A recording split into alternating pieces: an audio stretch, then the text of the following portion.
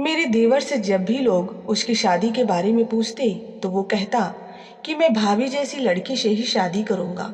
ये सुनकर मैं शर्मा जाती। एक दिन वो मुझसे कहने लगा कि भाभी, मुझे आपके जैसी लड़की मिल गई है और आप जल्दी से तैयार हो जाइए। मैं भी जल्दी से तैयार होकर आ गई और फिर अचानक उसने, मेरा नाम आशना है, मेरी शादी को 2 साल हो गए थे। मेरे पति ने मुझे एक शादी में देखा था और देखते ही मेरे प्यार में पड़ गए थे और मेरे माँ बाप से मेरा हाथ मांगा। मैं अपने माँ बाप की इकलौती संतान थी, इसलिए वे मेरे लिए एक अच्छा सा रिश्ता ढूंढ रहे थे। मेरे पति अभी एक मल्टीनेशनल कंपनी में ऊंची पोस्ट पर थे, इसलिए मेरे माँ बाप ने बिना कुछ सोचे समझे इस रिश्ते के लिए हाँ कह दी और हम दोनों की शादी धूमधाम से हो गई। मेरे ससुराल वाले भी बहुत अच्छे थे, वे सभी मुझसे बहुत प्यार करते थे।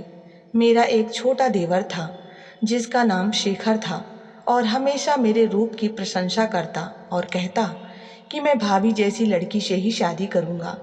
मेरी नई नई शादी हुई थी, इसलिए देवर की बातें सुनकर मैं बहुत शर्मा जाती थी।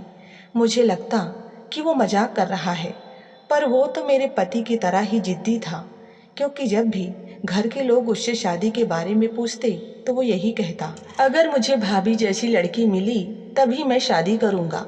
और मुझे धीरे धीरे ये लगने लगा कि मेरा देवर इस बात को बहुत ही गंभीरता से ले रहा है, इसलिए जब भी वो ऐसा कुछ कहता मैं उससे हंसी में कहती कि मेरी कोई छोटी बहन नहीं है, नहीं तो आपकी ये इच्छा ज़रूर पूरी हो जाती। तब वो मुझसे मजाक में कहता कि आप अपने माँ बाप से ठीक ढंग से पूछिए कि आपको कोई एक बहन तो होगी ही, क्या पता उन्होंने आपसे ये बात छुपा कर रखी हो तो। मुझे उसकी बातें सुनकर बड़ी हंसी आती। मैं मेरे पति से हमेशा पूछती कि क्या मैं सही में इतनी सुंदर हूँ। वो कहते, हाँ सच में तुम बहुत सुंदर हो। अगर तुम्हारी बहन होती तो मैं अपने भाई की शादी उसी से करता।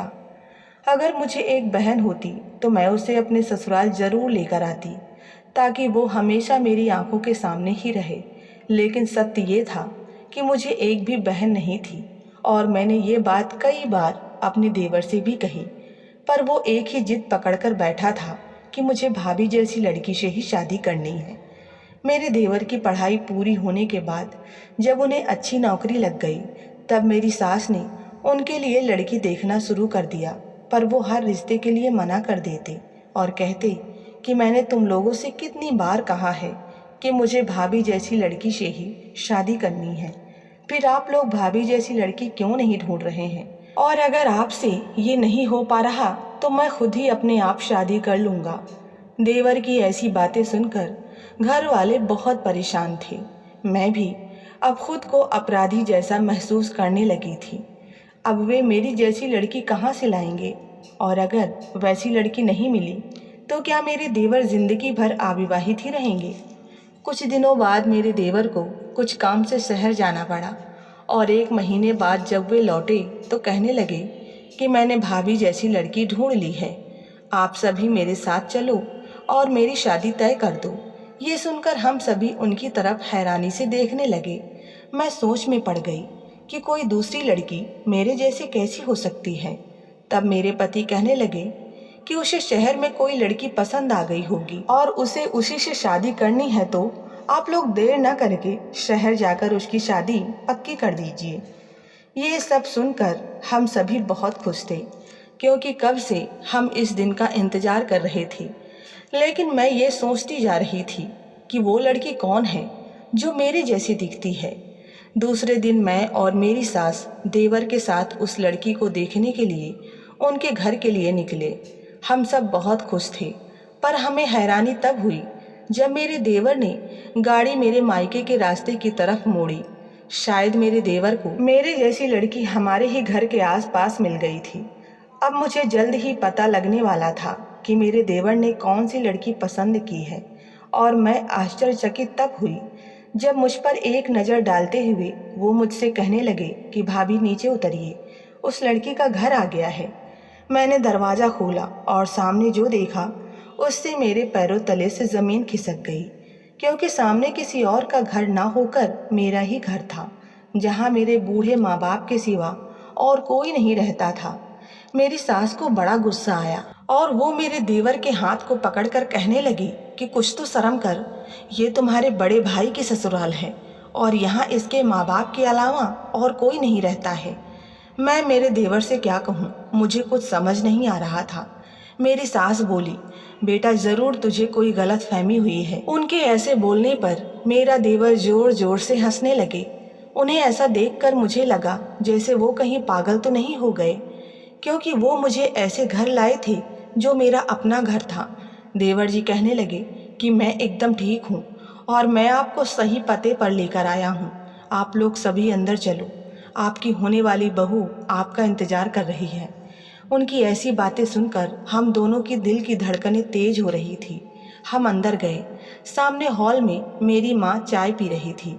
मुझे देखकर कहने लगी कि अरे बेटा तुम, आप सभी अचानक कैसे आ गए।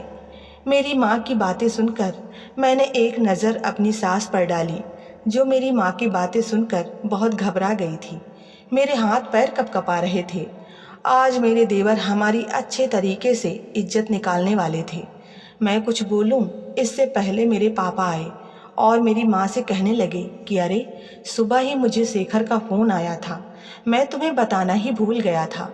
और हम सभी को बैठने के लिए कहा। मुझे और मेरी सास की जान में जान आई। मुझे तो लगा था कि कहीं मेरे देवर मेरे माँ बाप से मार ना खाएं।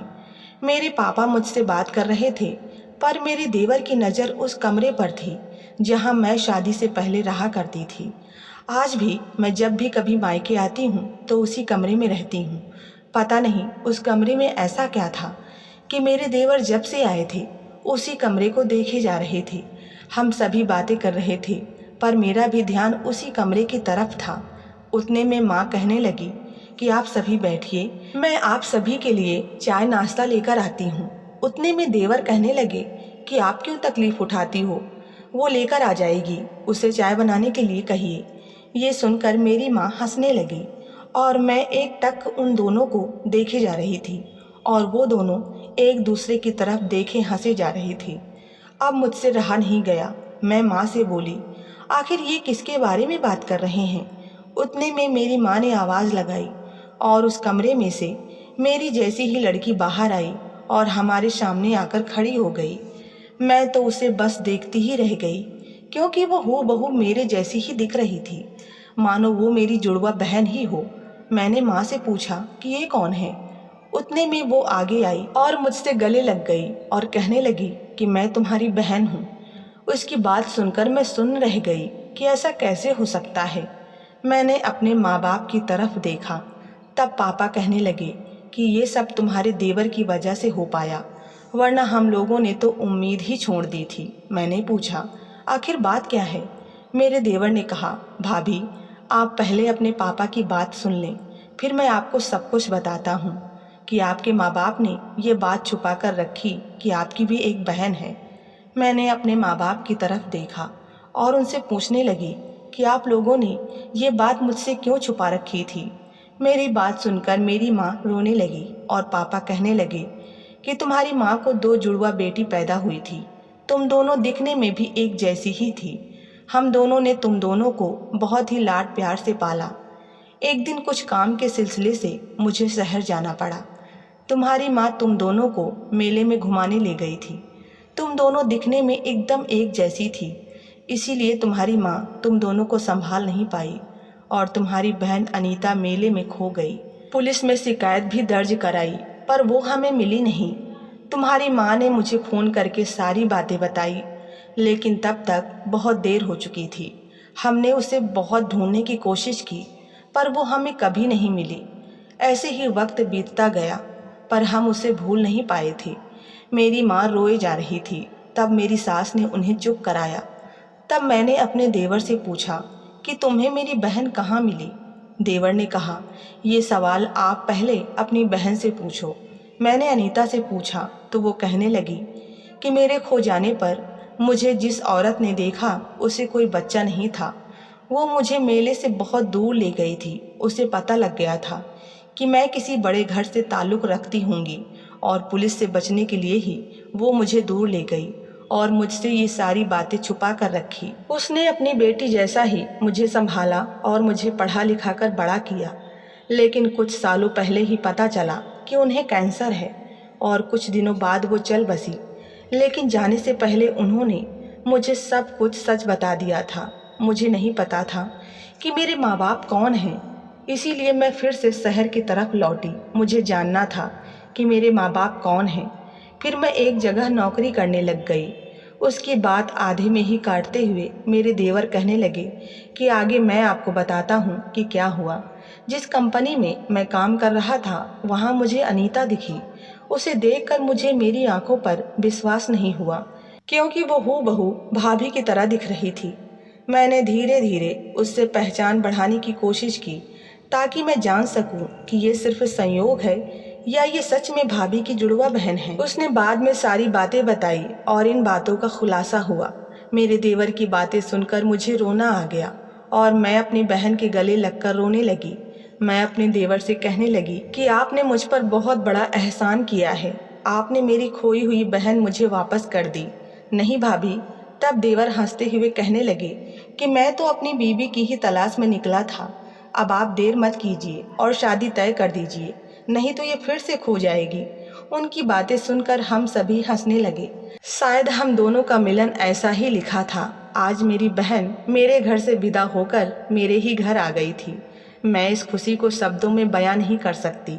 तो आपको ये कहानी कैसी लगी कृपया कमेंट में ज़रूर बताएं, और कहानी पसंद आई हो तो वीडियो को लाइक, शेयर और सब्सक्राइब करना ना भूलें। मिलते हैं नई कहानी के साथ, तब तक के लिए धन्यवाद।